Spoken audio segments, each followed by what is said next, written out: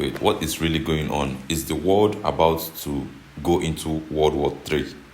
Because a lot of things are happening that should make people to start asking these questions, right? So today I'm just going to, give you guys a brief rundown of what is happening in international geopolitics, because I know a lot of people don't really put mind towards it because you might think that it doesn't concern you now, but trust me, once World War III happens, it might one way or the other concern you, right? So let's just look at what happened with US, capturing Nicolas Maduro, right? So just pull up a chair because today we are going to look at Maduro and Venezuela and US and China. Okay, so back in the days, the US and Venezuela were basically like a power couple, right? US oil companies were, we are talking about big names like Exxon and Conoco. They poured into billions into the country, right? So they built rigs, they fixed the pipes, they were making a lot of money together, they were making bank together, right? So it was a whole vibe.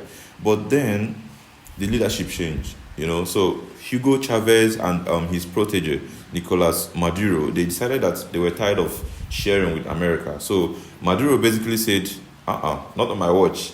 This is my oil now. So he kicked away the US companies and seized their equipment. So the US was like, excuse me, that oil is worth billions of dollars, and that is our billions of dollars. So, but Maduro didn't care. So he illegally took the assets and basically ghosted the United States of America.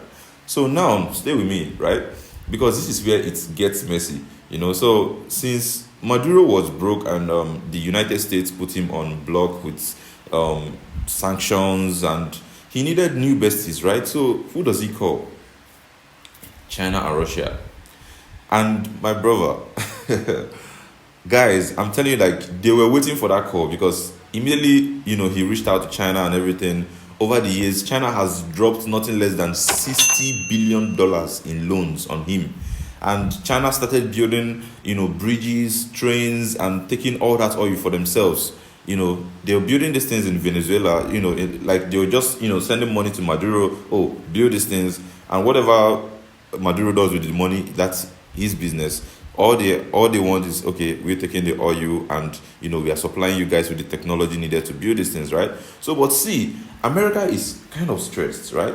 Why? Because Venezuela is literally in our backyard. They are in their backyard, right? So having Russia and China setting up shop that close is like, it's just like having your ex moving in with their new